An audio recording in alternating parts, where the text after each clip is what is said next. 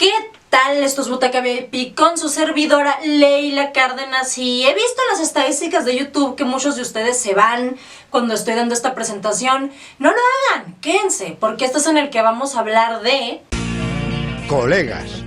Friends fue una serie gringa de comedia transmitida de 1994 al 2004 por la cadena NBC que muchos de ustedes descubrieron por Netflix. Otros la vieron en su emisión original y yo planeaba mis tardes alrededor de ella en la primaria y la secundaria. Básicamente llegaba de la escuela a las 2 p.m, me ponía a ver el Zapping Zone y justo cuando este se acababa a las 4 le cambiaba el Warner Channel para ver una de las 5 repeticiones que pasaban en todo el día. Mi lógica era, ¿para qué hacer amigos en la colonia cuando ya tienes amigos en la tele? Y con mi credibilidad de super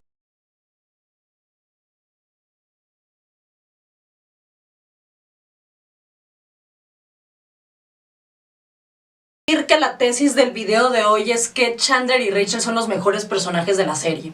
Joey, Phoebe, Mónica, Ross ni lo menciono porque no es el personaje favorito de nadie, valen queso. ¿Quieren comprobarme lo contrario? Hagan su propio video, YouTube es muy grande. No es cierto, dejen lo que quieran en los comentarios, opinen, excepto tú, persona rara que comenta cosas como enseña ese cuerpecito para tener más vistas. Uno, asumiré que eres un productor de Televisa de los 80s porque no imagino a nadie más que hable así de manera no irónica. Y dos, no creo que a mi padre, el inventor del strudel de tostador, le complazca saber esto. Pero bueno, les daré mis razones para dar mi opinión tan controversial y para eso tenemos que empezar admitiendo que aunque los actores siempre cumplieron, los guiones se fueron haciendo más flojos conforme pasaron las temporadas. También hay que entender la evolución de Friends. A principios de los 90 las audiencias de televisión gringas ya se habían cansado de estas telenovelas épicas de la década pasada y le estaban apostando más a la comedia de situación o sitcom. Dícese de un programa de radio o televisión con un elenco establecido que comparten un mismo ambiente y pasan por situaciones jocosas episodio tras episodio. Yo le agregué lo de jocosas. Ya luego llegaría la familia Peluche para cambiar la televisión por completo, pero por mientras lo que está rifando eran las comedias familiares. Algunas ultra sosas como Full House o The Cosby Show, otras más cool como El Príncipe de Bel-Air y otras que Fox hacía para quitarle el sueño a los grupos conservadores del país como Married with Children y Los Simpson. Y todo el mundo las podía ver, eran de gusto general, pero no había un programa que hablara específicamente de la experiencia de la generación X. Los nacidos entre 1964 y 1979, que ahora son nuestros papás y sufren de depresión, de los nervios y nos pasaron todas sus inseguridades. Bueno, pues en ese entonces eran veinteañeros y treintañeros que estaban en esa curiosa etapa entre dejar el nido y asentarse. Entonces llegan Marta Kaufman y David Crane con su idea de 6 veinteañeros pasando por los altos y bajos de esa etapa. Tan bajo como puedas llegar siendo una persona blanca y privilegiada en una zona urbana. Ahora, no se equivoquen, en los mismos 90 hubo comedias de este tipo más creativas, más ingeniosas y más novedosas, como Seinfeld, Frasier o Ellen, donde Ellen DeGeneres declaró por primera vez que era lesbiana y le costó 10 años de trabajo. Pero el mayor fuerte de Friends no era que tuviera un humor sofisticado, de hecho tiene un estilo de comedia muy simplón, muy clásico, pero en sus mejores tiempos fue un ejemplo de excelencia en este tipo de guionismo. Sus chistes e historias están muy bien construidas, combinado con un elenco talentosísimo y el factor relatable. Como no se preocupaban de que los personajes hicieran chistes muy inteligentes o muy rebuscados,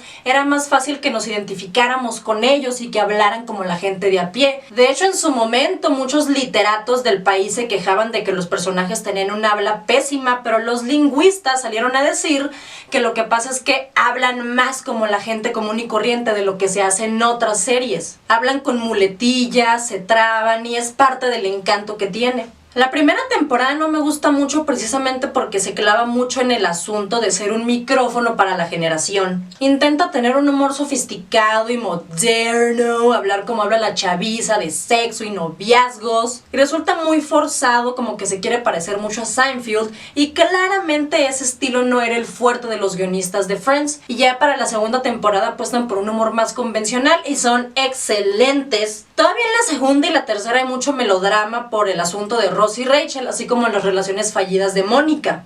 Luego llegan la 4 y la 5, que para mí son el pico creativo de la serie. Se nota que a estas alturas tanto los actores como los guionistas tenían muy claro cómo eran estos personajes, así que los abordan con mucha confianza. El ritmo de los chistes está perfecto, hay historias que afectarán a los personajes a largo plazo y en general son las temporadas más graciosas y consistentes. Entre las 6 y las 7 la calidad se estabiliza tantito para abajo, luego la 8 es otro hit creativo con el embarazo de Rachel y finalmente la 9 y la 10 son regulares. Sigue habiendo episodios padres, la serie sigue siendo graciosa, pero a partir de las 6 podemos ver cómo se debilitan los arcos de los personajes. El arco de personaje se refiere a la trayectoria que éste recorre, cómo cambia a lo largo de toda la historia. Un buen arco tiene que mostrarnos una evolución orgánica, lógica y justificada.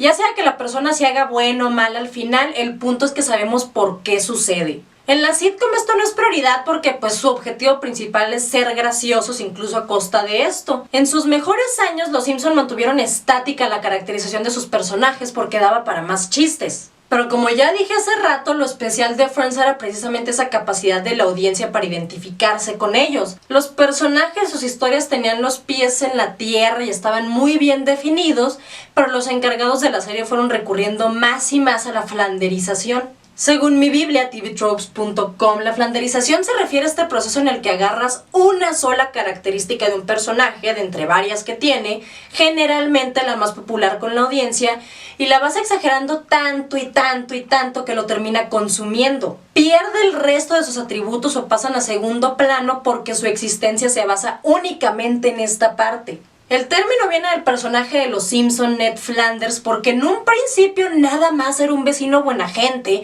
y el que le gustara ir a la iglesia era un plus para mostrar que era el prototipo de ciudadano ejemplar y para contrastarlo más con Homero. Pero entre que los fans lo fueron relacionando más con el asunto de la iglesia y que les pareció más fácil burlarse de ese aspecto de su personalidad, lo terminaron convirtiendo en un fanático religioso.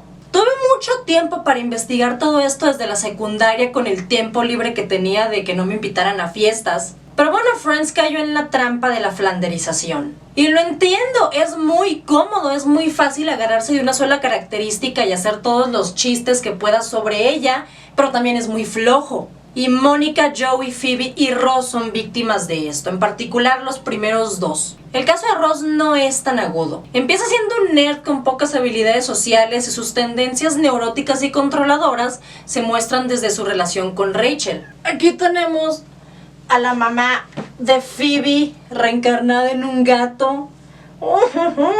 Ya no me interrumpas. Y sí, al final aprende que no puede controlar todos los aspectos de su vida, pero mientras que al principio era algo inepto, pero aún así maduro, al final exageran tanto sus excentricidades que no parece una persona capaz de razonar o de reaccionar de manera tranquila. Phoebe empieza siendo la rara hipiosa del grupo, pero es infinitamente compasiva e inocente a pesar de que creció en las calles. Eventualmente los guionistas se agarraron mejor de la parte rara de su personalidad y para la 10ª temporada es una mujer egoísta y que dice y hace cosas maliciosas porque quiere ver el mundo arder. Pero las mayores víctimas son Mónica y Joey. Mónica empieza siendo como la mamá del grupo, la más emocionalmente madura, incluso más que Ross, y también es algo neurótica y controladora, seguramente por tener que competir por el cariño de sus papás. Y mientras que en Ross estas tendencias se muestran a través de su eterna necesidad de tener la razón, en Mónica las vemos a través de su necesidad de tener orden. La limpieza obsesiva compulsiva es más un síntoma de su personalidad en general que una fijación con la limpieza en sí. No es como Emma en Glee, que sí tenía germofobia.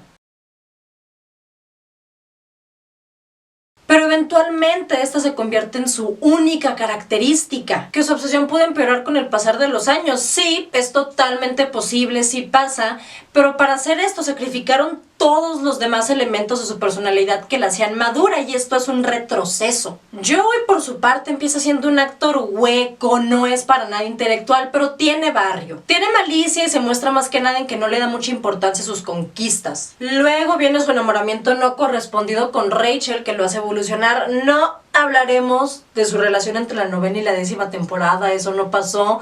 La 9ª temporada no tuvo final. De hecho, pasamos directamente hasta el 5º capítulo de la 10ª, por alguna curiosa razón. Aunque luego vuelve a su ruta original y al final sí es un personaje distinto, pero no porque creciera, sino porque al contrario lo retrocedieron. También los guionistas se agarraron de que su atributo principal era ser el tonto del grupo y lo exageraron tanto que al final no parece un adulto funcional. Es más tonto de lo que era al principio. Y Mónica tampoco parece una persona capaz de funcionar en sociedad. Y como dije, no es que las sitcoms se preocupen mucho porque los personajes sean realistas, pero en el caso de Friends es básicamente su piedra angular. Y entre todo este cochinero es donde entran Rachel y Chandler. ¿Saben qué? Voy a dejar de fingir que puedo decir la che. Entran Rachel y Chandler. Y sí, con los otros 4 hay ciertas pistas de que están queriendo evolucionar, pero sabes que simplemente los quieren hacer más graciosos. Mientras que estos dos sí tienen arcos de personaje como tal. Hay una verdadera evolución positiva y si los analizamos a través de las 10 temporadas,